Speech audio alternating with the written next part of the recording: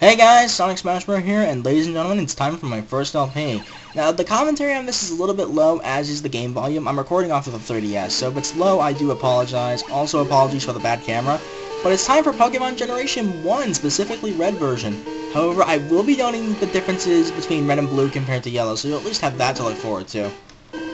This generation is alright, but looking back at it, the other generations do a much better job. But if you want to start with Generation 1, I'd suggest the Generation 3 remakes, Fire Red and Leaf Green. They're actually really good. And the reason I'm speeding this up is I'm pretty sure everybody has seen this at least once.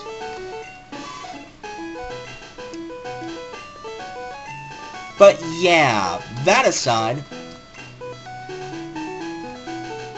for each of my Pokemon LPs, I'll be naming the main character based on my code name in Pokemon X, which is also based on my YouTube username. Hell, I'm a Sonic main in Smash Bros., so there you go. And there's the reference behind my YouTube username. You're welcome. To all 0 of you who actually wanted to know. Now, I love this. This is my grandson. He's been your rival since you were a baby. What is his name again? You mean to tell me you can't remember the name of your own grandson? Canonically, he's Blue. Everybody who watched the anime first named him Gary. I know I did. But for all intents and purposes in this run, for those who are wondering what the reference is, Jose is the name of one of the guys who goes to the league I go to as well, and he's a total asshole. This guy talks a lot of shit, thinks he's superior to everybody else, and he proxies. By that I mean he uses counterfeit cards. Which is why he loses at every tournament he goes to. Oh, burn! Why aren't we at the Cinnabar Gym yet? That would have been perfect. Yep. Free potion on the PC. How can PCs hold physical items? I don't know. Yeah, sometimes video game logic makes no sense. Bye, Mom. I'm only ever going to talk to you for healing. Yeah, delayed reaction, so be it. In Yellow, you have to take an extra step into the grass, and then Professor Oak will stop you. And then a wild Pikachu will show up, which Oak catches in a pathetically easy fashion.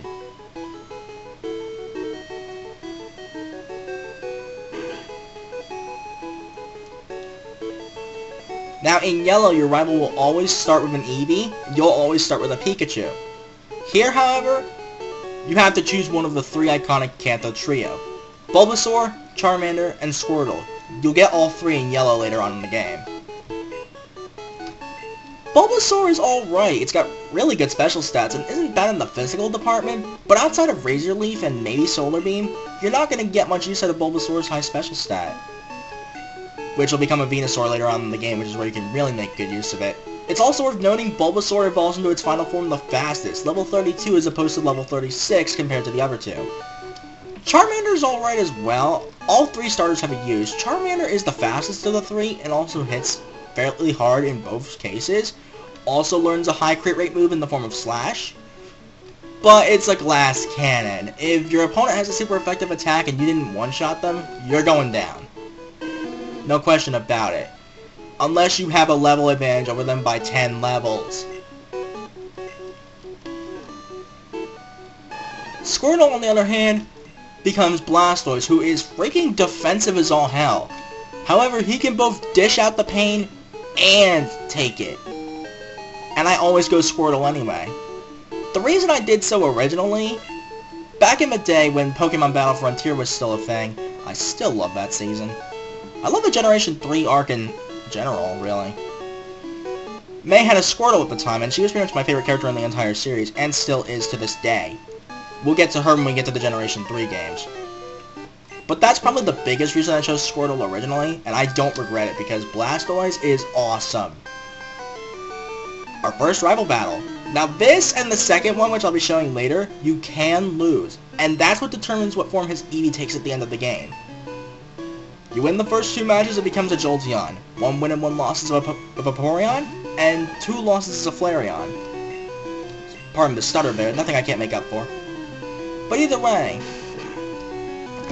since I chose Squirtle, this rival battle is going to be pretty much even for the most part. One thing worth noting is Blastoise later becomes, I want to say, the slowest of the 3. but also a tanky mofo.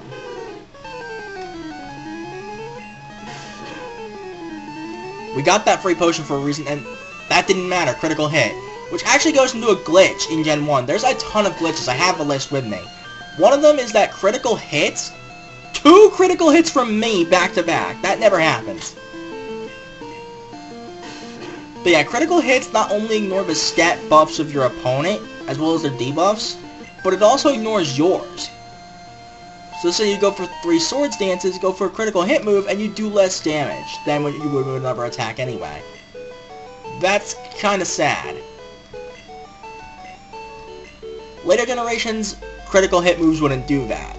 It would keep your stat buffs.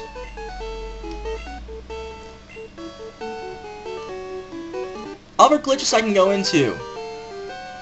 Well, I'll go into them momentarily. I'll actually go into a couple of them. Critical hits in Generation 1 were based around speed, so high-speed attackers like Electrode and Jolteon got criticals pretty much all the time. Toxic and Leech Seed, when combined, ran off the same damage calculations. Leech Seed ran off of Toxic's damage calculation, meaning they would both double up every turn.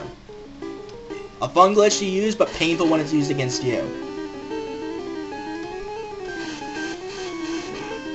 The special stat is fairly obvious, we saw it earlier. Later on it would become special attack and special defense, which is really good. Thank God it actually did that, because Psychic types in Gen 1 were really frickin' broken.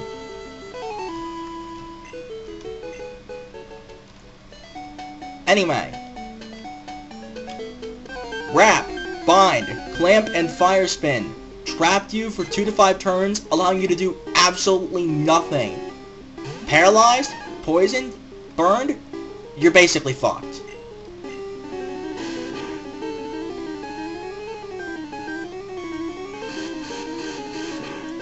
I bring these up now because I know we're going to run into Wrap later, and I know the rival's Bulbasaur will always have Leech Seed at the second battle, and I think throughout the entirety of the game at that point. I'm not sure, because in Gen 1, the movesets were pretty bad. Example of the special stat here. And there we go. Like I said, in later generations that become special attack and special defense. There's a few other moves that are quite glitchy as well. We'll get to the worst offender of it later. But yeah, just doing a quick bit of level grinding to show you what I'm going to be dealing with a lot, because for the most part, we're going to be level grinding a lot. Later on in the game, when I can actually make use of a very iconic glitch, I will be making use of it to level up to at least legitimate levels. And for all intents and purposes, I will be going after the 151st Pokemon, which you can only get nowadays through a glitch.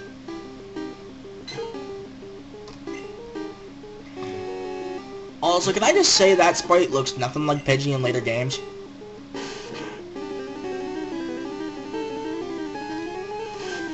Gus, despite what it would sound like, is actually a normal type attack in this generation and didn't gain flying type properties until Generation 2.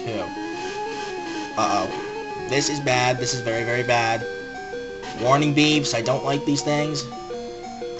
Do not critical me. Do not critical me. Good. Got it, and barely. Okay, I got lucky. Please don't run into... God damn it! I don't have time for this, Pidgey. Go away. I know I'm not going to one-shot this thing. Thank God we made it. But that's pretty much all the time I have for now, so I'm going to go ahead and save after a quick bit of healing, because that's kind of important right now. And I'll see you guys in episode 2 for more Pokemon Generation 1. Let's save.